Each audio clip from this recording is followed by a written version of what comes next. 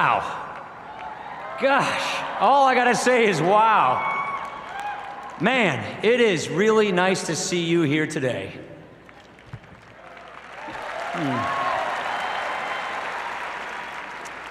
You know, I want to say to Howard Core, to Bob Cohen, and to Lillian Pincus, thank you so much for inviting me here today. It is fantastic to be with you. Welcome to Washington, D.C. You know, I heard from a lot of folks today that you've heard from a lot of folks today. And it's always a good thing when America's leaders declare their support for Israel. You know what? It's not enough, though. The speeches, the statements, all the words in the world mean nothing if you do not back them up with actions.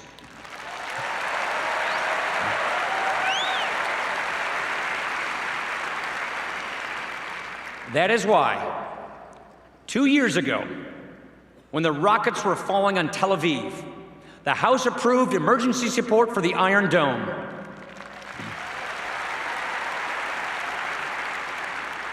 And that is why, within just 2 months of my taking the speakership, we voted to fund every penny of our security assistance commitment.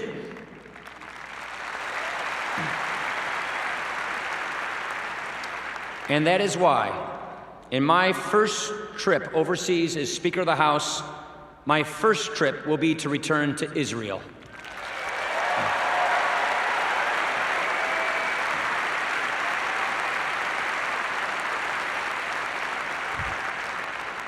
And that is why I can pledge to you here tonight that as long as I am the Speaker of the House, we will not allow any legislation that divides our countries to come to the House floor for any consideration.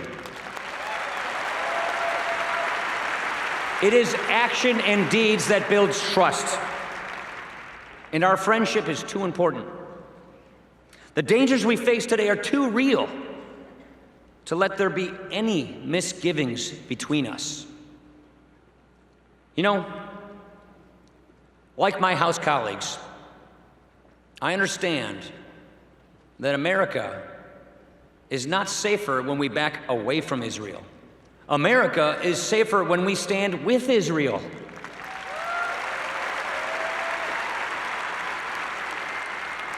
So, if there's one thing that I would ask you to take away from tonight, it is this. My colleagues and I will do everything we can to strengthen our friendship, not just with words, but with concrete achievements. No taking friends for granted. No leaving them in the lurch. A friend is a priority, and American leaders should act like it.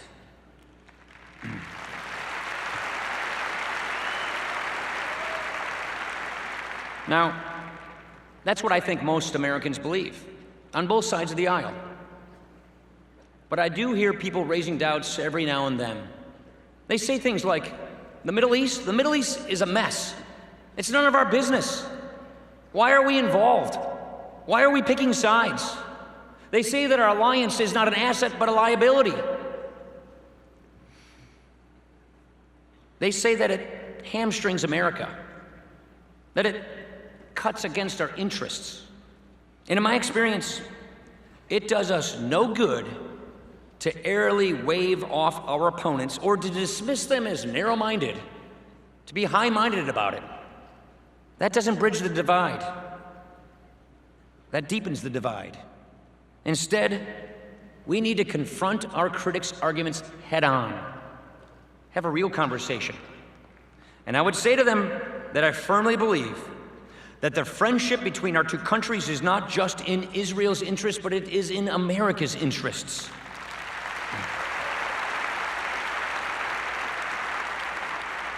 It is good for Israel, it is good for America, and it is good for the world. You know, to me, it's really just a lesson in history. You know, for many years, we avoided what Thomas Jefferson called entangling alliances. We were not as strong as a country back then. And the great powers, they wanted to use us for their own purposes. There was no reason to play the pawn in their chess game. So, we stayed out. Well, that all changed in World War II. We learned the hard way that even if you don't go looking for trouble, trouble has a way of finding you. You know, the day that Japan bombed Pearl Harbor, we realized that two oceans could no longer protect us anymore. We'd grown too strong for our enemies to ignore us. Our interests now reached across the world, and so did the threats. We couldn't beat back Nazi panzers in North America or North Africa.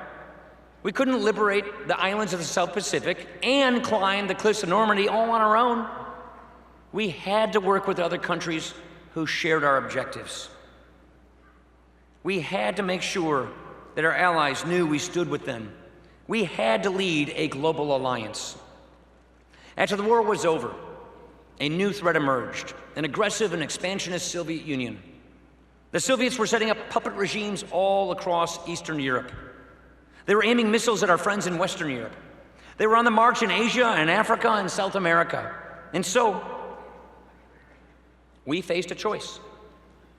Either we could withdraw from the world, arm ourselves to the teeth, and make ourselves into a garrison state, or we could pursue a forward-leaning defense, create a community of free nations, keep open the lanes of commerce, build institutions that would foster cooperation. And that is exactly what we did. These were the years that we created NATO and GATT and the International Monetary Fund. And of course, in 1948, we were the first country to recognize the State of Israel just minutes after she declared her independence. The first country.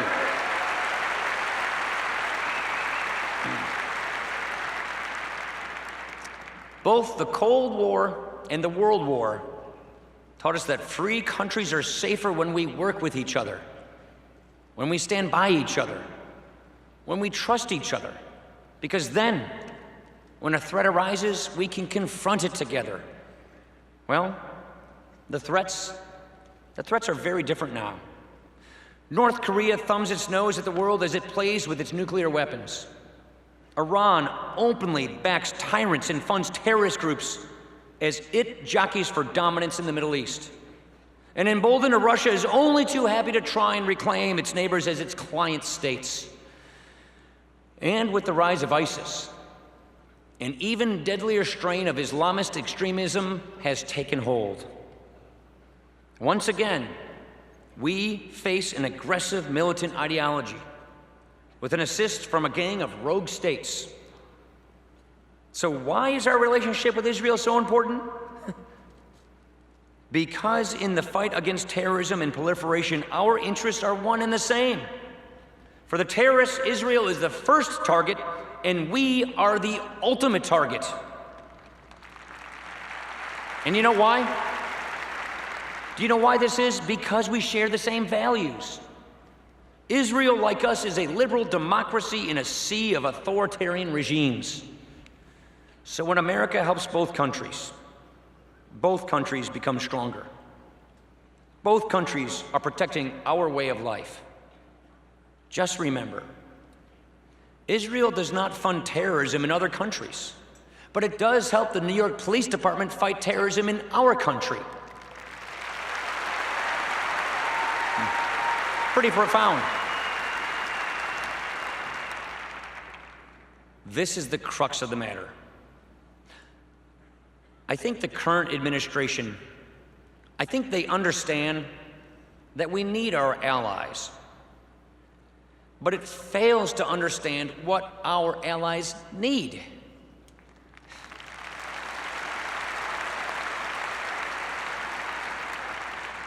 They need more than vague assurances that we've got their back. They need to see with their own eyes that the measure of our full commitment. And I don't say this to try and castigate or to blame anybody. I say this to bring clarity to the situation that we are facing. I think this is the most fundamental misunderstanding that has undermined our security. Exhibit A. Exhibit A is the Iran deal.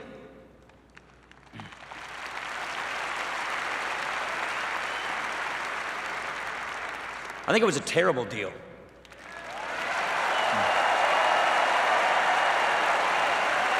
Worst in our lifetime. Not since 1939 have we seen horrible foreign policy like this Iran deal.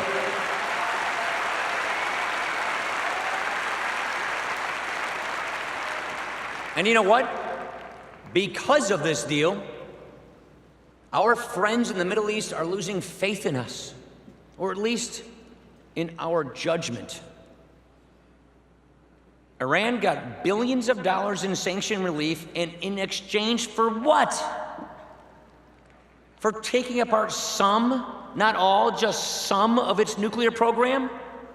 And then in 10 or 15 years, all those limits expire? In other words, they get something for essentially nothing. It was a steal.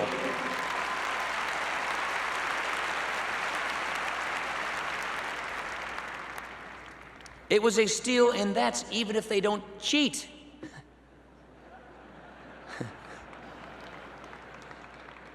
Look, we all wanted the negotiations to succeed,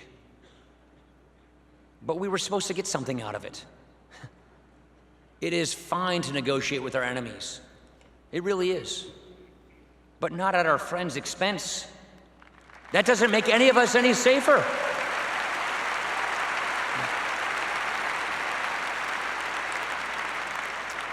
And I don't think it's an accident that every few months we hear of Iran launching yet another ballistic missile. Instead of dismantling Iran's nuclear program, we legitimized it.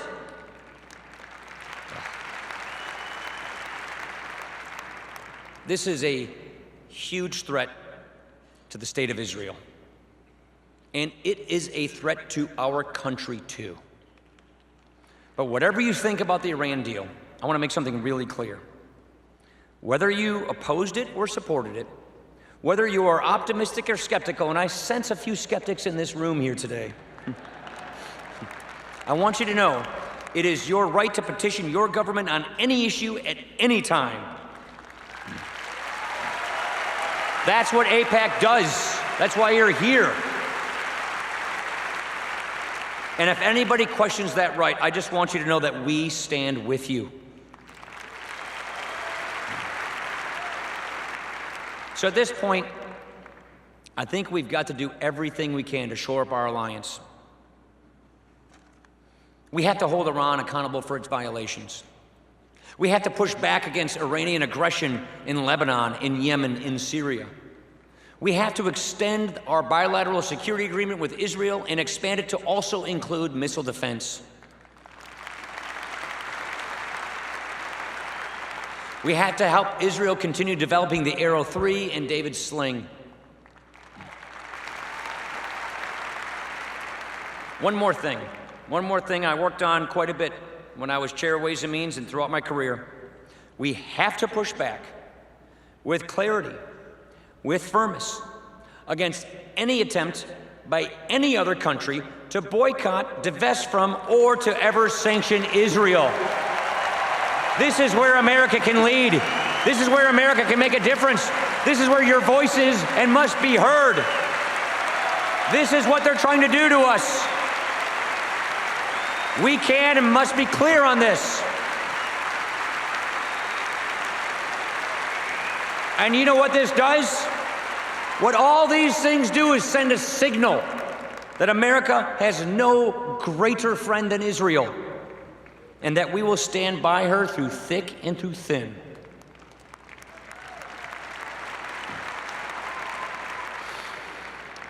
We have a choice coming.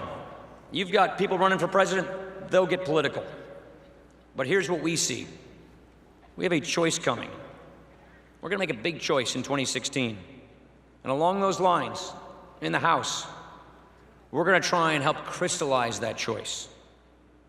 We have several members on our task force on national security. Their goal is to design a strategy for a confident America. And at the top of that list is how do we strengthen our allegiances with our allies like Israel. To sum up our approach, I would use the words of General James Mattis. We need to take our own side in this fight. There is a side to be taken. And as we put together our agenda for the next president, we are going to need the help of AIPAC and everyone here today. And I can see you, we need especially the help of the young people that are here in this room.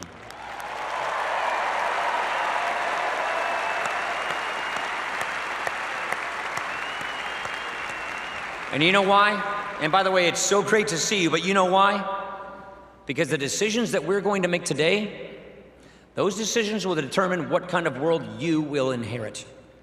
Just seeing you here, knowing that you want to take part, gives me a lot of hope for our future.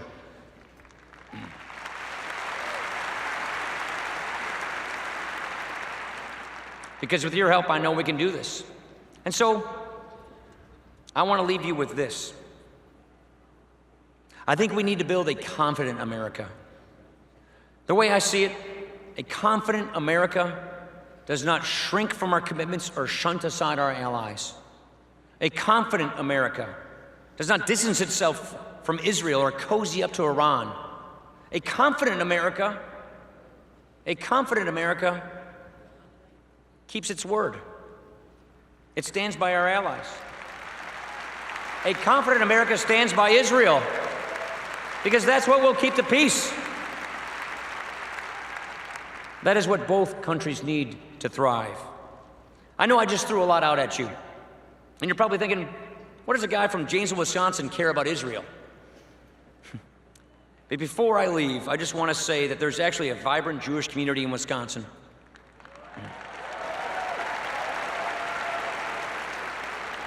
And every one of them are diehard Green Bay Packer fans. All right. Okay, there are a couple Bear fans, I guess. This is something that we are very proud about in Wisconsin. I should say that there's also a huge pro-Israel community, full of people from both parties and in many different faiths and all walks of life. In fact, when my wife Jana and I go to visit different houses of worship from all denominations, one of the most frequent questions I get as I travel throughout Wisconsin is, what's your position on Israel? So the pro-Israel community, it is not just some constituency to me. These are my friends, my family, my neighbors. I know the pro-Israel community has done so much for Wisconsin and for the world. You will always have my deepest gratitude.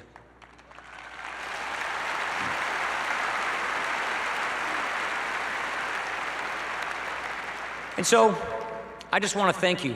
I want to thank you again for having me tonight. I want to thank you in advance for all the work that you will be doing to help us strengthen that essential friendship and that bond between Israel and America. And I want to thank you for being fantastic Americans and helping make sure that we get our ship of state right. Thank you so much for having me. God bless you. Have a great time. And know that if you're not here, you're out of sight. And if you're out of sight, you're out of mind. So make sure you keep doing it. Thank you, and God bless you. Thank you.